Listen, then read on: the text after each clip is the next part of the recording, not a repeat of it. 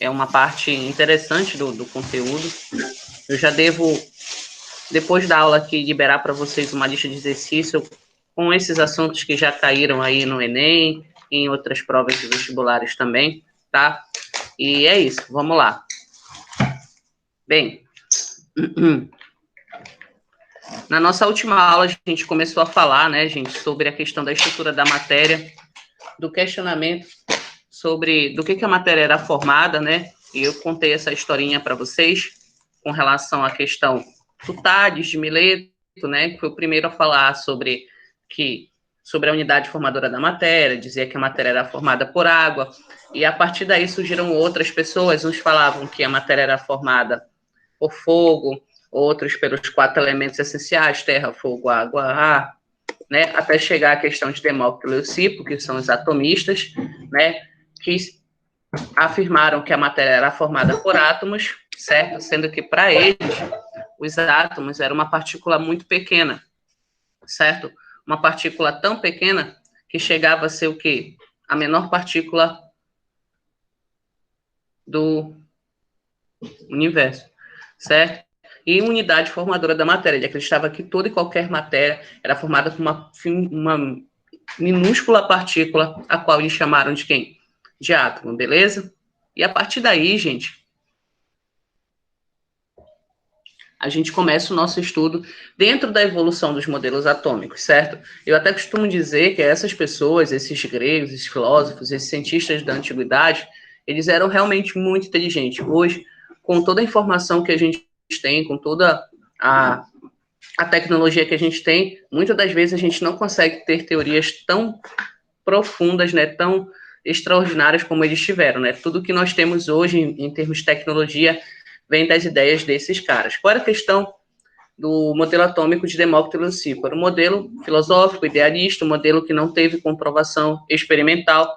Posteriormente veio Lavoisier, Proust com as suas teorias, né? A lei da ação das massas, o Lavoisier sendo o pai da química, o Proust com a lei das proporções fixas, e já se baseando nessas teorias, Dalton formulou e comprovou, né, que a matéria era formada por átomos, só que para Dalton o átomo era que nem uma bola de bilhar, esférico, maciço, indivisível, indestrutível e neutro, beleza?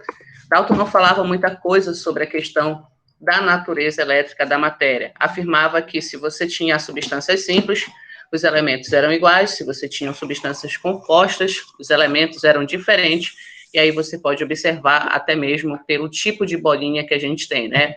Bolinhas iguais, mesmo tamanho, mesma cor, bolinhas diferentes, tamanhos diferentes, cores diferentes, representando também, né, gente, elementos diferentes. E esse conceito que Dalton colocou, a gente usa lá em substâncias puras simples, substâncias puras compostas, não é verdade? Quando a gente fala que uma substância pura simples é formada por um único elemento químico. Olha de onde veio, certo?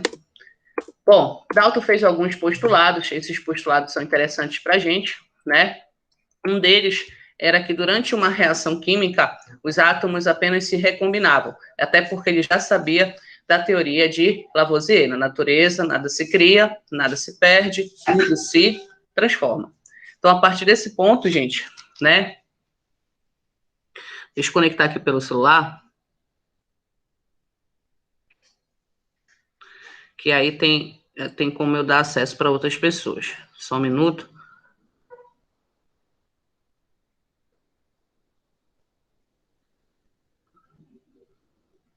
Eu vou entrar também aqui.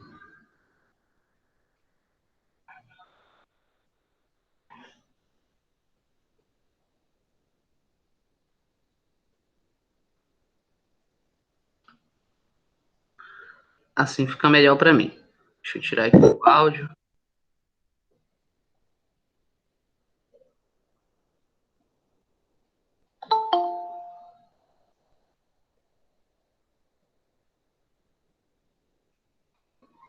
Pronto. Agora, quem for entrando, eu já consigo acompanhar. E se vocês também mandarem alguma dúvida, eu já consigo acompanhar, que eu estou logada pelo celular também.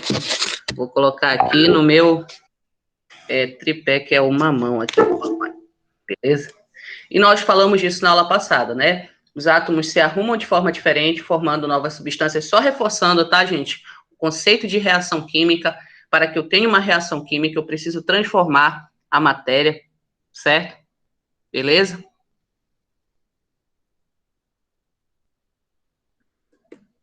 Tem uma galera aqui me chamando.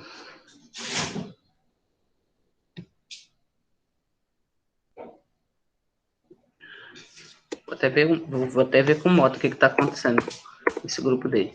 Bom, essa parte aí já falamos na aula passada, certo? Falamos de substância, mistura, fizemos essas atividades, tá? E vamos passando aqui, vamos lá. Falamos também de Thomson, né? O Thomson é importante, criou um novo modelo atômico, que é o modelo do pudim de passas, certo? O Thomson é importante porque descobriu o elétron, uma partícula carregada negativamente. Então, a primeira pessoa, gente, a questionar a teoria da indivisibilidade atômica foi Thomson, porque ele descobriu uma partícula menor do que o átomo.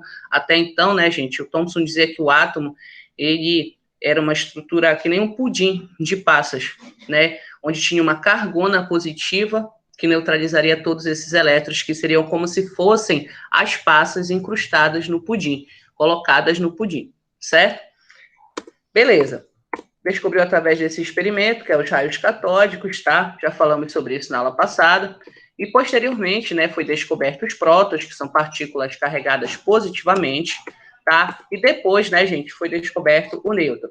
Falamos do modelo atômico de Rutherford, que foi, no caso, postulado após o experimento de Rutherford, onde ele pega o material radioativo, emissor de partícula alfa, incide essas partículas alfas que ele já sabia, né, pessoal, que elas eram carregadas positivamente, tá, sobre essa fina lâmina de ouro, e, pela surpresa dele, a maioria das partículas alfa atravessavam a lâmina, o que provava que dentro do átomo existia uma imensa região vazia. Uma outra pequena parte dessas partículas, certo, gente? Elas conseguiam atravessar sim a lâmina, mas com certo desvio, e uma outra parte, pessoal, menor ainda, elas não conseguiam atravessar a lâmina. Agora vocês já sabem, né, gente, que nós temos a questão da natureza elétrica da matéria, e a gente aprendeu que carga de sinais opostos se atrai, carga de sinais diferentes, ou carga de sinais iguais se repelem, não é assim? Então, para que essas lâminas, ou melhor, para que esses raios sofressem um certo desvio, ou até mesmo não conseguissem passar essa fina lâmina de ouro, era porque eles estavam encostando, tendo contato em algo que também era carregado positivamente. Foi daí, então, que surgiu a teoria nuclear. Então, Rutherford criou um novo modelo atômico e afirmou que, a partir desse momento, gente, o átomo, que já é a unidade formadora da matéria, ele é divisível, pelo menos em duas regiões diferentes. Uma muito pequena, positiva, chamada de núcleo, e uma outra muito grande, onde ficavam os elétrons, chamadas de quem, gente? De eletrosfera. Esse modelo atômico ficou conhecido como modelo atômico do planetário, o modelo atômico do sistema solar. Por quê? O experimento, gente, de Rutherford, ele não tinha muito, como é que eu posso dizer, muito a falar sobre a carga elétrica negativa, sobre o elétron. Todas as teorias deles eram mais voltadas para o núcleo, até porque o elétron já tinha sido descoberto com Thomson. Então, o que o Rutherford falou? Que o elétron iria ficar girando ao redor do núcleo aleatoriamente. E é por isso que nós chamamos, no caso, esse modelo atômico de sistema solar ou planetário, porque era como se fosse ali, né, o Sol, né, o centro e tal, e os planetas seriam os elétrons girando ao redor, né, do núcleo. Só que nós sabemos hoje, energeticamente falando, que essa movimentação do elétron estava errada. E quem corrigiu isso, gente, foi o Niels Bohr, tá certo? Antes dessa descoberta, foi também descoberta uma partícula isenta de carga elétrica, conhecida como nêutron. O nêutron, gente, ele tem uma função muito importante no núcleo de um átomo. Ele foi descoberto por James Chadwick, certo? E ele fez experiências com materiais radioativos, certo? E acabou encontrando uma partícula que era isenta de carga elétrica, certo? Só que essa partícula, apesar dela não ter carga elétrica, ela apresentava massa. E a massa dela era muito parecida com a do próton. Então, se um dia perguntarem para vocês qual é a região que contém a maior massa do átomo, é o núcleo, porque é no núcleo que nós temos o próton e no nêutron. E o elétron tem uma massa muito pequena, chega a ser 1840 vezes menor que a massa do próton, certo? Porém, ela existe, só que ela acaba sendo desprezada pelo seu valor ser muito pequeno. Tudo bem? E aí, gente, esse era o modelo atômico de Rutherford, onde você tem um núcleo positivo e denso, certo? Contendo prótons, que são partículas carregadas positivamente, certo, turma? E nêutrons, que são partículas isentas de carga elétrica. E a função do nêutron é exatamente evitar que um próton se colida com o outro, se encoste no outro, literalmente falando. Por quê? Para que não ocorra uma repulsão eletrostática, né? E, consequentemente, a desestabilização do átomo, certo? Nós temos aqui, ó, o núcleo, ok? Com prótons e nêutrons, a eletrosfera e os elétrons em órbitas elípticas, tá? Girando aleatoriamente ao redor do núcleo. Foi isso, gente, que o Bohr corrigiu, tá? Hoje nós sabemos que o elétron não fica se movimentando aleatoriamente ao redor do núcleo na eletrosfera.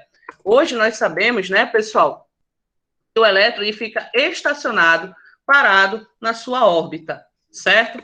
Então vamos lá, acredito que a gente já fez esses exemplos, não tem problema, tá? E falamos da caracterização do átomo.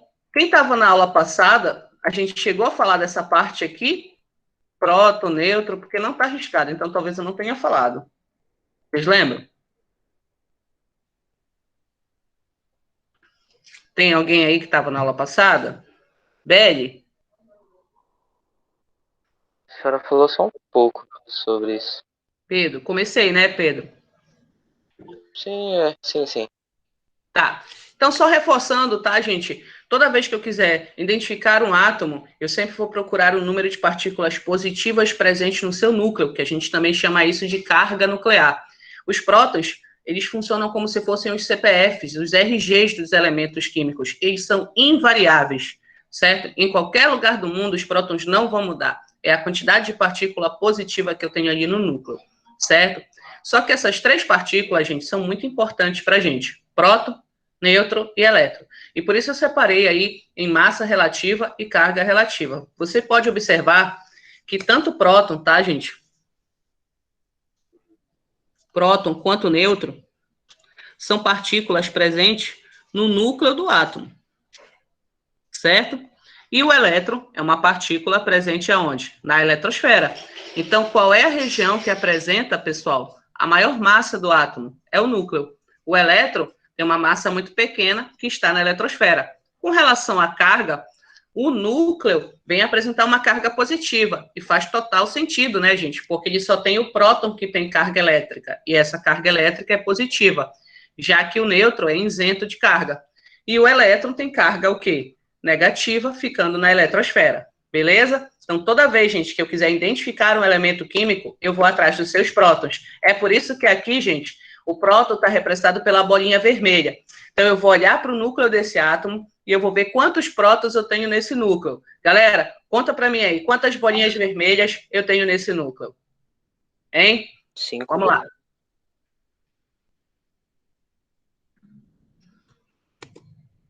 Perfeito. Boa. Obrigado por participar, gente. Só existe, gente, um elemento químico, tá? E se você tiver com uma tabela periódica, você pode olhar para ele agora. Só existe um elemento químico que tem 5 prótons no seu núcleo. E o nome dele é boro.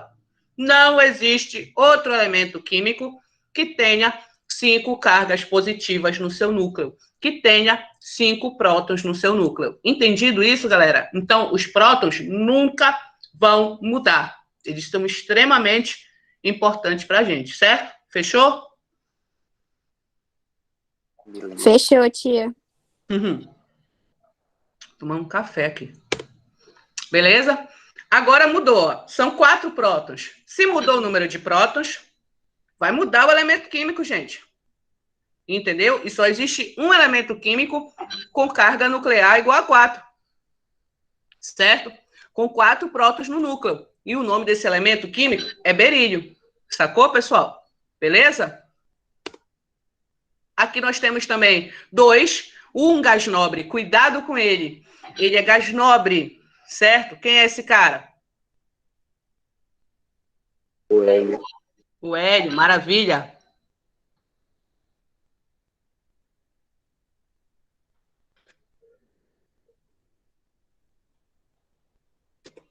Boa.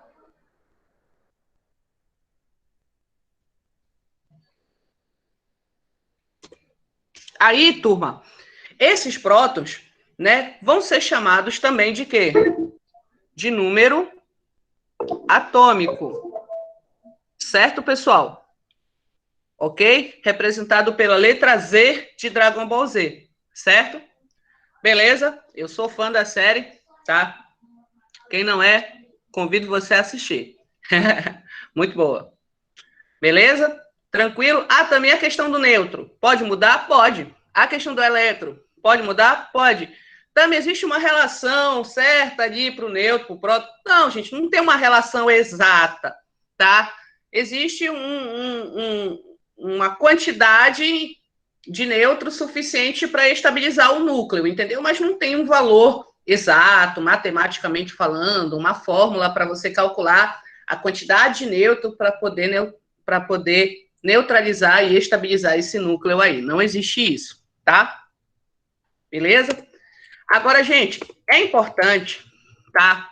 A gente entender que quando a gente está falando de átomo, a gente tem o próton, que é positivo numa região do átomo, e o elétron, que é negativo em outra. Então, a gente vai ter aí, pessoal, que analisar a natureza elétrica da matéria e ver se essa quantidade ela é igual ou se ela é diferente. Por quê, Tami? Porque a partir do momento, gente, que o número de prótons são as partículas positivas, certo? Iguais ao número de elétrons, que são as partículas negativas, o meu átomo, o meu sistema é eletricamente neutro. Ok? Eu posso até dizer que ele é um sistema isolado. Tá ok? Tudo certo? Então, a partir do momento que você observa aí no núcleo, você conta as bolinhas vermelhas e tem 5, e você olha na eletrosfera e conta as bolinhas verdes e também tem 5, esse sistema é considerado eletricamente neutro. Nessa outra situação que eu estou colocando aqui para vocês, eu tenho 4 bolinhas vermelhas, que são os prótons no núcleo, e tenho 4 bolinhas verdes na eletrosfera. Então, eu também tenho, gente, um sistema eletricamente neutro. Toda vez que o átomo for neutro, o número de prótons é igual ao número de elétrons. Isso é importante pra caramba pra gente, tá? Aí você observa 2 prótons, 2 elétrons, certo? Ok? E a partir de então, gente, em que você consegue identificar o teu sistema como eletricamente neutro ou não, você vai começar a usar outros números que podem te ajudar a identificar os átomos, como, por exemplo, o número de massa. Gente, o número de massa é como se fosse basicamente a primeira fórmula na química, nessa parte de química geral, tá? E o número de massa, ele é uma somatória entre o número atômico e o número de nêutrons de um átomo, certo? Lembra que número atômico é igual a próton, tá ok? Então, se você tem próton e tem nêutron, você acaba encontrando o número de massa. Cuidado para não confundir número de massa com número de elétron, não tem nada a ver uma coisa com a outra, tá ok, galera? O número de massa é apenas uma somatória entre a partícula positiva, chamada de próton, e a partícula isenta de carga elétrica, chamada de nêutron, ok? Beleza? Então, aqui, se você analisar rapidamente, você tem um núcleo, tem quantas bolinhas vermelhas? 4. E quantas amarelas, que são os nêutrons? 5. Ah, então a massa vai ser quanto? 9. Só isso, Tami. Só isso, turma. Toda vez que ele pedir para você calcular o número de massa, é assim que você tem que fazer. Ah, isso é importante? É importante, principalmente quando você está trabalhando questões que envolvem fenômenos atômicos, por exemplo. Tudo certo, gente? Galera, vocês estão aí? Manda um oi para eu saber que vocês estão aí conectados comigo, por favor. Aqui tem um exemplo muito básico, certo? Onde você tem um átomo que é neutro. O segredo da questão, turma, o segredo tá aqui, ó. Quando ela fala que o átomo é o quê? Neutro. Ei, átomo neutro, número atômico, Próton igual a quem? Elétron. Observa que ele quer te pegar. Ele te fornece o número de quem? De elétron, te fornece o número de quem? De nêutron, e pede para você calcular o número de massa. Só que tu já está ligado no movimento. Por quê? Se o átomo é neutro, gente, o próton é igual ao elétron e é igual ao número atômico. Então, para achar o número de massa, tu precisa do número atômico, que é o próton, certo? Mais o nêutron. Pronto, tu já tem aqui, ó, que é 15, e aqui também tu já tem que é 16. Somos 2, quanto é que dá? 31. Beleza, turma? Gabarito letra E de escola. Certo? Ok? Show. Aqui, por exemplo, tem uma questão básica, tá? Que ele fala sobre desenvolvimento científico, que possibilita a identificação dos átomos dos elementos químicos naturais, também possibilitou a síntese de átomos de elementos químicos não encontrados na superfície da Terra. Indique entre essas alternativas abaixo aquela que vai identificar um átomo de um determinado elemento químico e o diferenciar de todos os outros. Essa eu já falei para vocês na aula de hoje umas 50 vezes. Qual seria o gabarito, turma? Letra C. Perfeito. Isso. Não precisa nem pensar muito, né, turma? Letra C de coisas do coração. Número atômico, se tivesse número de prótons também, estaria certo, tá? Eu ia falar, é reto, que isso. Também não poderia ser elétron? Cara, até poderia se você não tivesse número atômico e ele falasse que o átomo é neutro, mas não é o elétron que caracteriza um elemento químico. Quem caracteriza um elemento químico são os prótons, que são invariáveis. Show. Bom, aqui, turma, é uma questão que ela é muito pegadinha, tá? Tem muita gente que não entende ela, e eu vou passar para vocês rapidamente, tá? Ele fala que você tem um sistema formado por partículas que apresentam uma composição atômica, tá? 10 prótons, 10 elétrons e 11 nêutrons. A ele foram adicionadas novas partículas. O sistema resultante será quimicamente puro, tá? Se as partículas adicionadas apresentarem a seguinte composição atômica. Aí você tem na letra A, 21 prótons, 10 elétrons. Você tem na letra B, 20 prótons, 20 elétrons. Você tem na letra C, 10 prótons, 10 elétrons. Você tem na letra D, 11 prótons, 11 elétrons. E você tem na letra E, 11 prótons, 11 elétrons e 11 nêutrons. Aqui 12, aqui 12, aqui 22, aqui 11. Tá? Aí, olha só, gente. Quando é que o sistema resultante vai ser quimicamente puro, tá? E por que que a resposta é a letra C? Galera, para ele continuar sendo quimicamente puro, eu preciso ter o número de prótons igual ao número de quem? De elétrons. Fixamente. Entendeu? A partir do momento, gente, que eu adiciono mais próton, já é outro elemento químico. Pegaram a visão aí do negócio? Entenderam? Certo? Então, quando ele fala para mim que a composição atômica desse átomo que eu estou estudando, ela tem 10 prótons, 10 elétrons e 11 nêutrons, gente, por ele ser quimicamente puro, isso aqui não pode mudar. Entenderam, pessoal? Olha, eu tenho um sistema que é formado por partículas que apresentam a seguinte composição atômica: 10 prótons, 10 elétrons e 11 nêutrons, tá? A esse sistema foi adicionado novas partículas, ok? Só que esse sistema resultante, ele vai ser quimicamente puro, beleza?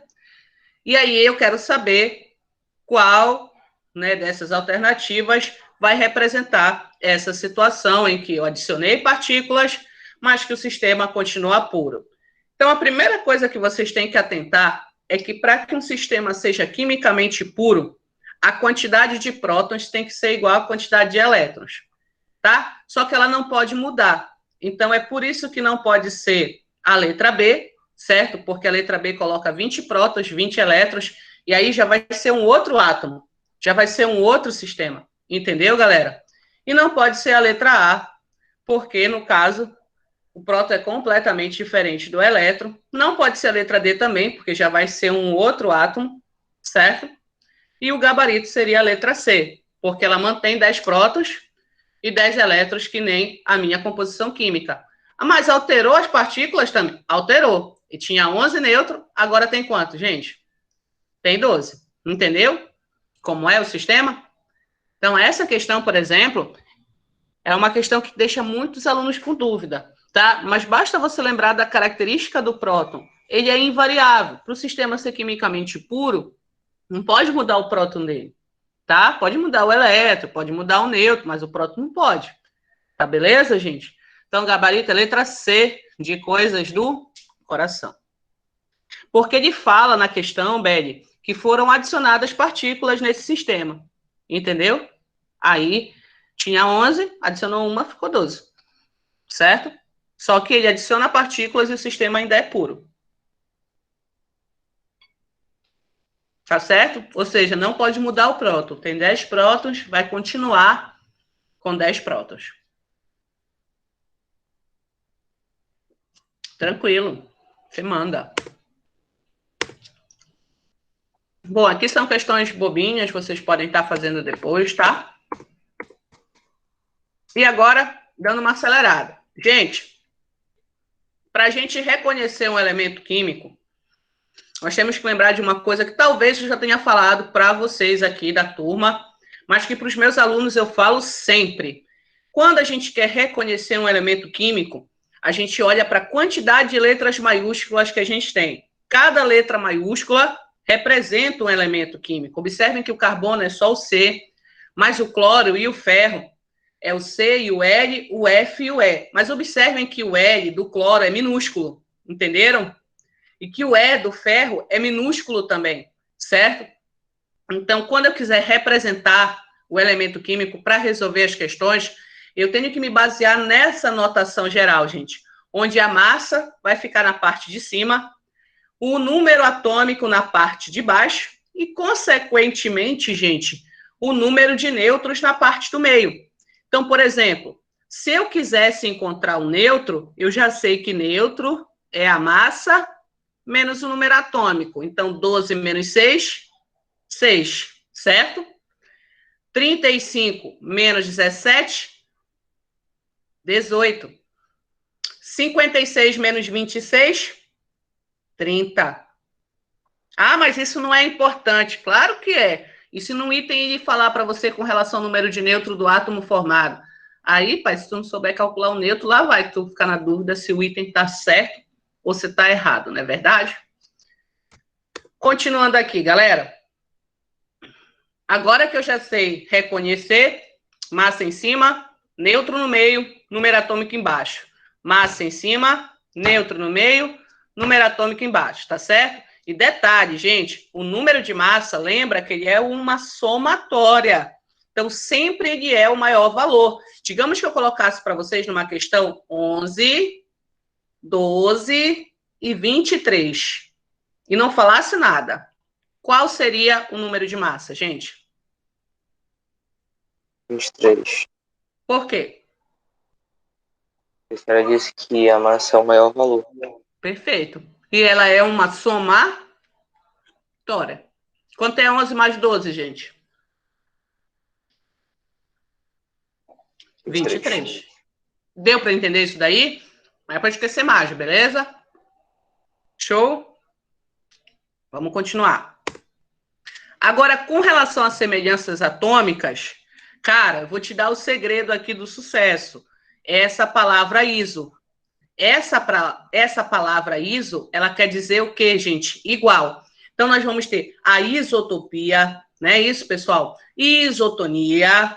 E nós vamos ter a isobaria. Aí o cara vai dizer, mas por que, Tami? Cara, eu não acabei de falar para você sobre próton? Isotopia. Eu não falei para você sobre nêutron? Isotonia.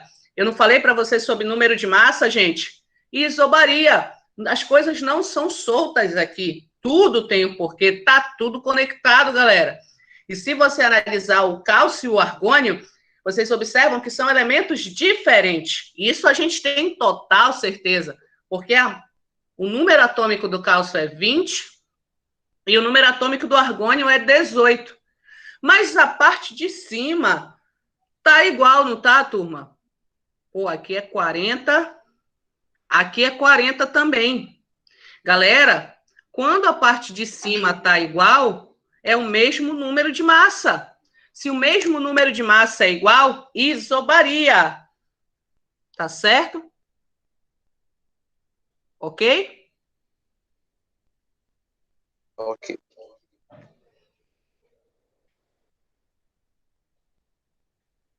Show de bola.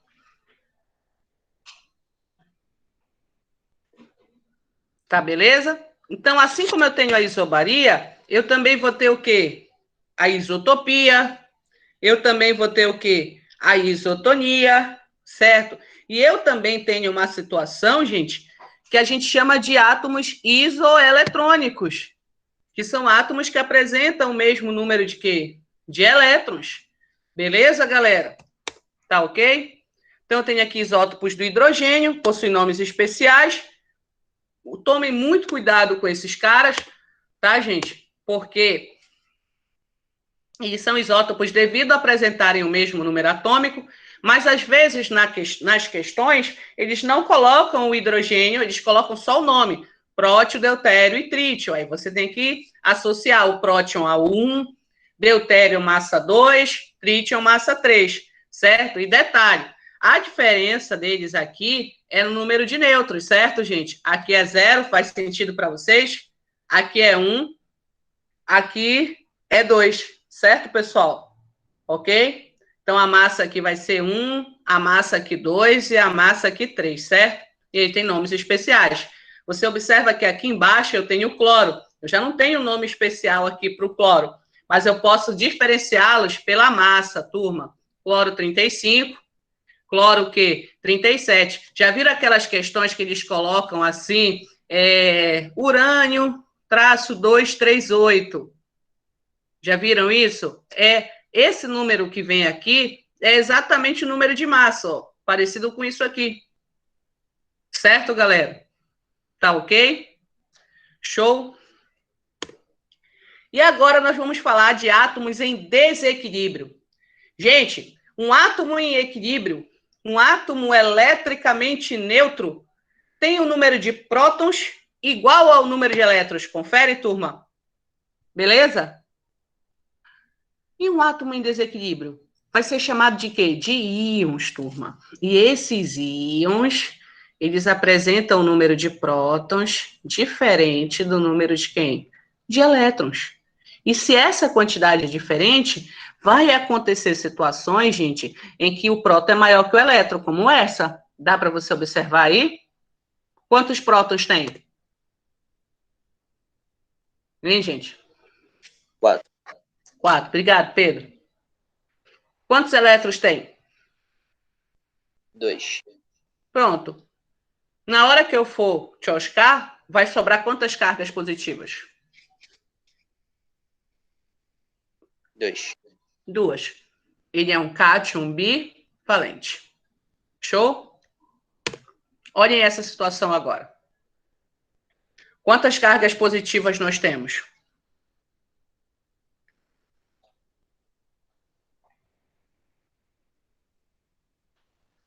Boa, Judy. 8.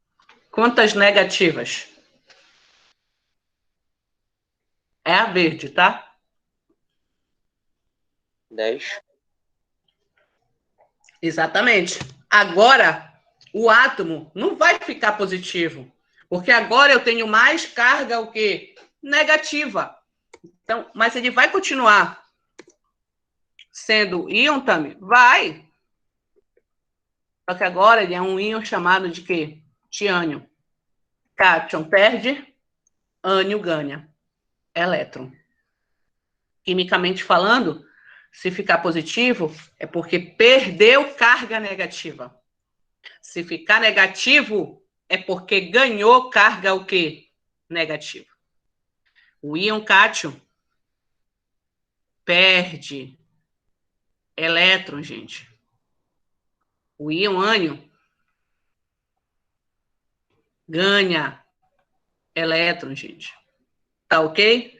Aqui, próton é menor que elétron. O melhor, maior. Aqui o próton é maior que o elétron. E aqui o ânion? O próton é menor que o elétron. Prontinho. Beleza? Íon é uma espécie química que tem um número de prótons diferente do número de elétrons. Pode ser positivo, cátion, negativo, ânion. Positivo, cátion, negativo, ânion. Fechou, turma? Tranquilo? Ok. Bom, aqui tem um exemplo. A gente vai fazer só esse, tá? Para que vocês lembrem e vejam como isso pode ser abordado de uma forma simples para vocês. Observem que eu tenho 5 espécies monoatômicas. Galera, o que é uma espécie química monoatômica?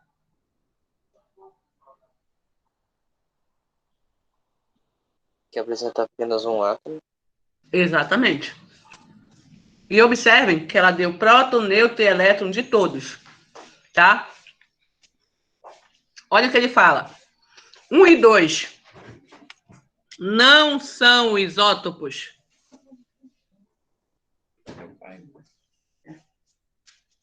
E aí? São, não são, gente? Próton é igual? Então são.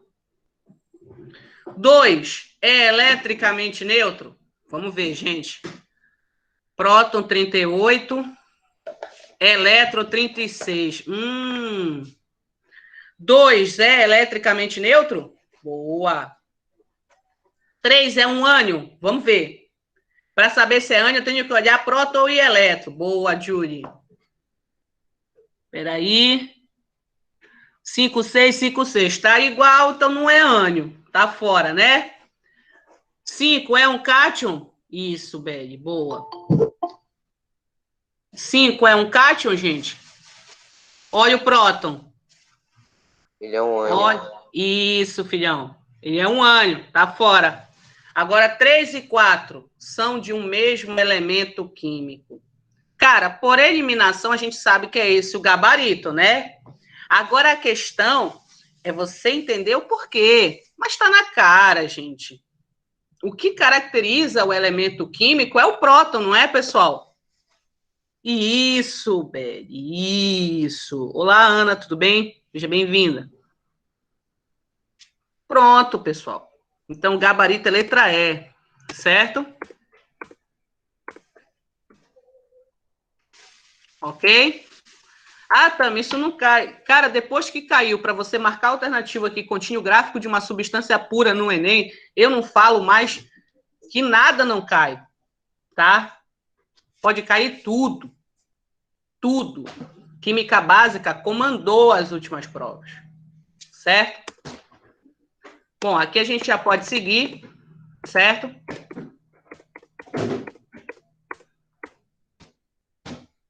E aqui, gente, vou mostrar esse exemplo de questão para vocês. Olha, você tem um átomo de cloro, que tem o número atômico 17, tem massa 37, tá?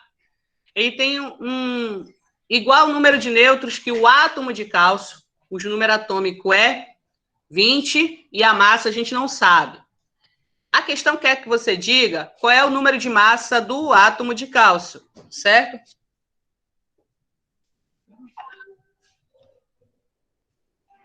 E aí? O que vocês acham? Como é que eu vou fazer? Puxa vida, né? Ele não me deu a massa, porque se ele me desse a massa, ficava fácil, né? Eu só subtraía de cima com de baixo e tchosque. Entendeu? Mas e aí? Como é que faz?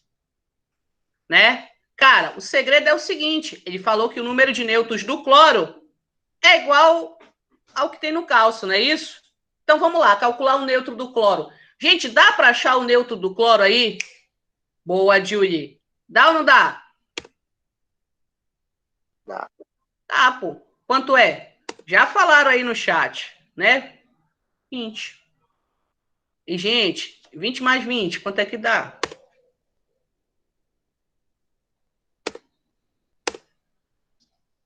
Tranquilo? Entendeu? Ah, química é muito difícil, isso não consegue entrar na minha cabeça. Quanto mais exercício você fizer, mais vai entrar. Entendeu? Quem está aí no convênio, é a hora do sangue. Quem ainda está no primeiro e no segundo, faz logo a tua parte para não sofrer no final. Entendeu? Show. Tararã, vou pegar uma outra aqui. Bom, galera, eu falo desse fenômeno desde o 9º ano, né?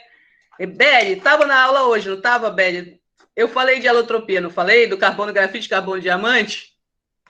Parece que é um conceito que a gente fala e não entra na cabeça de vocês. Todo mundo esquece da alotropia, cara. A alotropia é um fenômeno simples. A gente fala desde o 9º ano de alotropia. Xenona a gente fala, primeiro a gente fala, segundo a gente fala, convênio a gente fala, e a galera não lembra da alotropia. Eu vou te falar um macete que eu aprendi quando eu estudei isso daqui, tá? Alotropia, falou em alotropia, você cospe. Tá? Cospe.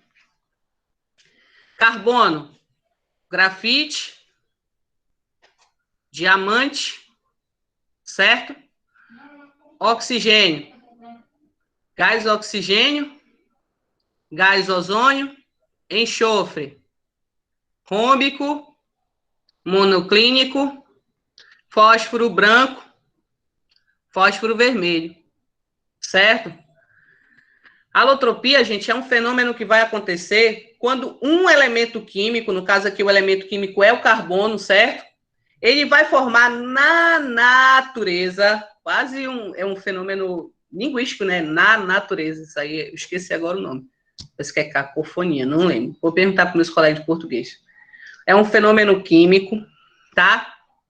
Que ocorre quando um elemento químico forma mais de uma substância na natureza. Então, o carbono, gente, ele forma uma porrada de substância. Forma o carbono grafite, que é o pobre, que é o do lápis, da lapiseira. Forma o carbono diamante, que é o rico. Deus abençoe, Senhor. Um dia eu posso comprar meio pedaço de diamante, um pedacinho só, que é a riqueza, né? Tem o carbono fulereno, que é aquele que parece uma bola de futebol. Tem o carbono radioativo, entendeu? Que é o que nós usamos para encontrar a idade dos fósseis, certo? Dos dinossauros lá, quem assistiu Jurassic Park, essas coisas, entendeu? Através da quantidade de carbono 14. E várias outras substâncias. Então, você tem um elemento químico só, que é o carbono, forma várias substâncias. Isso é alotropia. Só, gente, que a alotropia só vai acontecer com esses 4 elementos. Carbono, oxigênio, enxofre e fósforo. COSP. A alotropia é COSP. Quando você tem um elemento que forma mais de uma substância na natureza. Carbono forma grafite e diamante. O gás oxigênio, no caso, é uma substância. O elemento é o oxigênio. Pegou a visão? Oxigênio, ozônio, enxofre rômbico, monoclínico, fósforo branco, fósforo vermelho. Tá certo? Beleza? Eu lembro, gente, que quando eu comecei a estudar química, eu passei isso, bem mais organizado. Por isso que é mais caro, né, Enzo? Que ele é mais duro. Eu passei a estudar, primeiramente, eu fiz técnica em química. E lá, a gente fez uma experiência de condução de eletricidade. E uma das substâncias que eles colocaram lá para a gente conduzir eletricidade era o carbono grafite, certo? Sabe essas caixinhas de som que vocês escutam música, que são pequenininhas, que cabe na mão? Era tipo desse tamanho, assim, de carbono grafite, sabe? Colocaram lá pra gente. Na hora que colocaram, a gente estava entrando ainda no IFPA, todo mundo falou que ele não iria conduzir eletricidade pelo fato do carbono ser um ametal, é isso?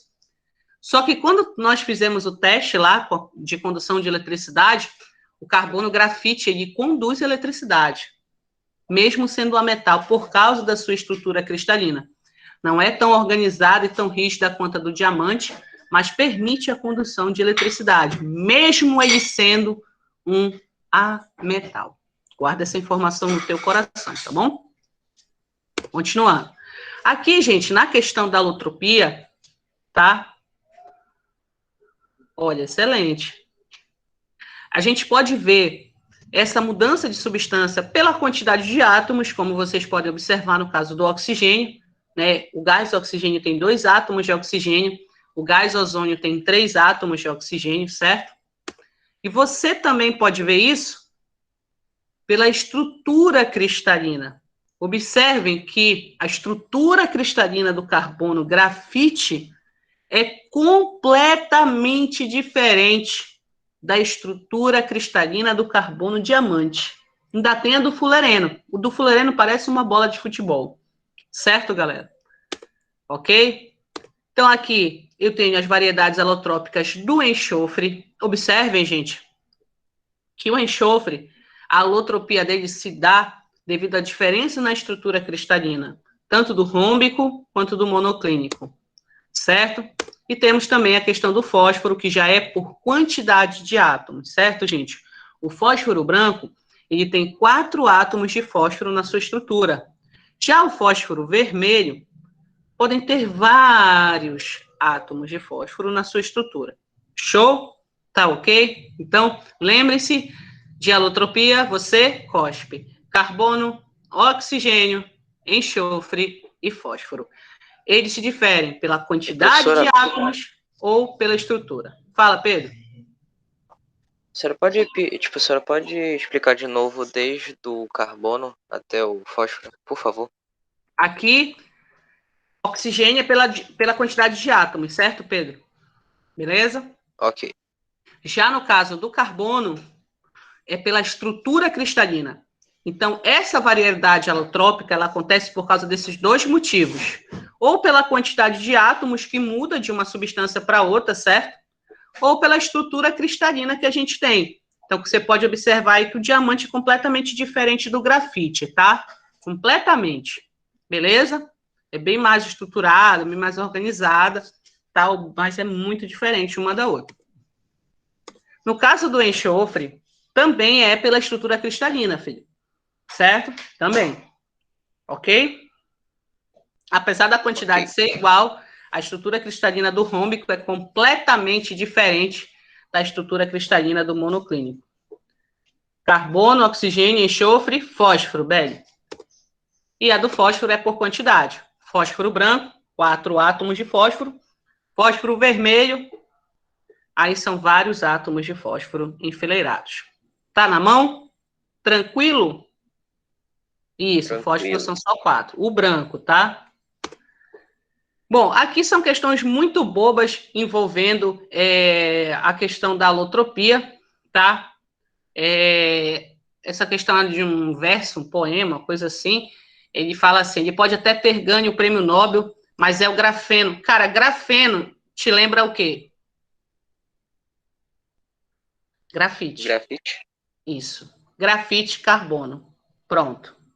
Agora vamos analisar. Ele pode até ter ganho o prêmio Nobel, mas o grafeno agora tem um rival sério. A nova estrela que surge é o fosforeno, uma folha unidimensional que tem uma estrutura semelhante à do grafeno. A diferença é que ele é formado por átomos de fósforo em vez de carbono. O crucial, contudo, é que o fosforeno é um semicondutor por natureza, o que coloca como material capaz de substituir o silício de forma direta. Beleza. O fosforeno é um alótropo de quem? Do gás oxigênio? Do grafeno? Do fósforo? Do silício ou do enxofre? O que vocês acham? Isso. Letra C. Isso. Perfeito. Entendeu? E é uma questão até que te fornece informações, né? A questão do silício, semicondutor e tal. Bacana. Ah, questão boba, né, gente? Vamos lá. Ah, aqui. Deixa eu mostrar um negócio para vocês. Imagina o seguinte, tá? Você vai pegar um átomo, cujo número atômico dele é igual a 19, beleza? Cara, Número atômico, gente, vocês me desculpem, mas eu sou extremamente sinestésica. Eu risco muito as coisas para poder aprender, tá? E quando eu estou dando aula também. Hoje eu estou procurando me organizar um pouco mais, né? Para ficar esteticamente melhor para os meus alunos. Porém, eu faço uma bagunça quando eu vou estudar. Acho que é por isso que eu sou meio agitada, né? Enfim. Mudando de assunto, né? A questão do número atômico, certo? Representado pela letra Z, é, na verdade, o número de prótons do elemento químico. Sempre. Então, ele fala que o número atômico é 19, o número de prótons vai ser 19. Que forma? Um cátion. Gente, cátion é íon. Positivo ou negativo? Positivo. Positivo. Cátion monovalente, certo? E ao participar das reações químicas, ele vai apresentar 20 nêutrons. Beleza. Os números de elétrons, olha lá, o número de elétron, próton e massa desse cátion são respectivamente. Galera, o número de prótons é 19. O número de elétrons, ele é um cátion. Se ele fosse neutro, teria quantos elétrons? Hein, gente? Se ele fosse 19. neutro. Isso, perfeito, filho. Mas como ele é cátion, ele perde 1. Se ele perde 1, quantos elétrons ele fica, gente?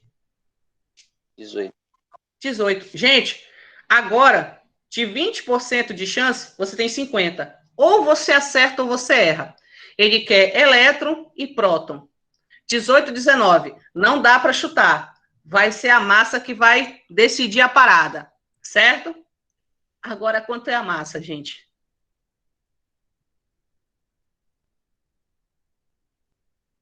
Quanto é a 39. massa? Perfeito. Não seria 38 a massa? Não. Por quê? Por causa que, para descobrir a massa, é a somatória entre o número de prótons e dos nêutrons. Isso. E o próton não muda. Né? Próton é 19, Sim. vai ser 19 eternamente, forever 19 para esse cara aí. Gabarito letra E, pessoal. Entendeu? Cuidado com questões que envolvem íons. Cuidado. Bom. Vamos lá, vamos lá. Bom. Aqui vai mostrar para vocês a questão dos átomos isoeletrônicos, certo, gente? São aqueles que apresentam o mesmo número de elétrons. Observem que o sódio é um cátion, perde 1, fica com 10. O oxigênio é um ânion, ganha 2, fica com 10. E o neônio é um átomo neutro, 10 prótons, 10 elétrons. Quando isso acontece, você diz que os elementos químicos são isoeletrônicos. Tranquilo? Beleza? Possui o mesmo número de elétrons. Bom, aqui é uma questão um pouco maior sobre semelhanças atômicas. Vou mostrar para vocês, mais para vocês terem uma noção de como vão estruturar, tá? Então, você tem um elemento químico B, que vai possuir 20 nêutrons, e ele vai ser isótopo do elemento químico A, que vai possuir 18 prótons. Esse cara é isóbaro do elemento químico C, que tem 16 nêutrons.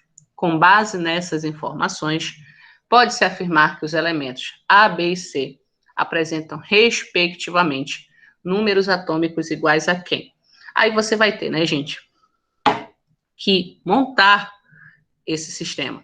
Pega o A, pega o B, pega o C, escreve um do lado do outro, tá?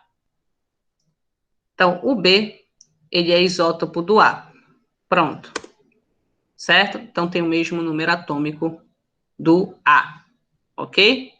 Mas o B possui 20 nêutrons, tá certo? O B é isóbaro do C, certo? E o C possui 16 nêutrons. A massa do B, gente, já que ele é isótopo do A, vai ser 18 mais 20, que vai dar 38. Consequentemente, essa é a massa do C também, não é, pessoal? Porque eles são isóbaros. Então, 38. A partir desse momento, gente, nós podemos encontrar o número atômico do C. E vai dar quanto? 22. Pronto, tá aí minha resposta. 18, 18, 22. Eu poderia até montar A, B e C, que daria no mesmo, tá, gente? Eu prefiro até fazer A, B e C do que fazer assim. B, A e C. Tá bom? Bom, aqui já é uma questão que envolve a parte de algarismos, tá? O segredo é você igualar um em função do outro, tá? Você vai ter um sistema, ok? E aí você resolve o sistema e consegue encontrar o valor de x e y, consequentemente o valor da massa e do número atômico de todo mundo, tá bom? Bom, deixa eu ver o que tem depois daqui. Beleza. Galera, vamos fazer o seguinte, tá? Eu vou encerrar essa aula por aqui, tá bom? Eu tenho um compromisso, eu vou me organizar aqui. Mas nesses 15 minutos finais, que eu vou ficar aqui, eu já vou encaminhar no grupo, tá bom? O material de exercício dessas questões, tá? De modelos atômicos, beleza? Para vocês. Pode ser? Beleza. Tá? Aí vocês fiquem atentos. Provavelmente, gente, na sexta-feira, um pouco mais cedo, tá? Ou nesse horário, a gente vai ter mais uma aula desse mini curso de atomística. Lembrando que é um mini curso sobre atomística, então eu vou dar toda a atomística para vocês. Falamos de modelos, agora estamos falando de estudo do átomo atual, e posteriormente vamos falar de distribuição eletrônica, diagrama de Linus-Pauling, números quânticos, orbitais. Então eu preciso terminar isso, tá? Não gosto de começar as coisas e não terminar. Possivelmente a gente vai ter o início já do nosso segundo curso, nosso segundo mini curso. Escolham aí, vocês que estão aqui, eu vou dar prioridade para vocês. Vou te dar 3 assuntos, tá? Separação de misturas, termoquímica, vou te dar 4. Estequiometria ou introdução à química orgânica. Escolhe. 4 assuntos. Separação de misturas, e aí eu vou falar de misturas também, né, no caso. Termoquímica, estequiometria ou introdução à química orgânica. Todos são tópicos que são bem abordados em provas, tá? Mandem aí no chat qual é a preferência de vocês, e vocês que estão aqui comigo, eu vou dar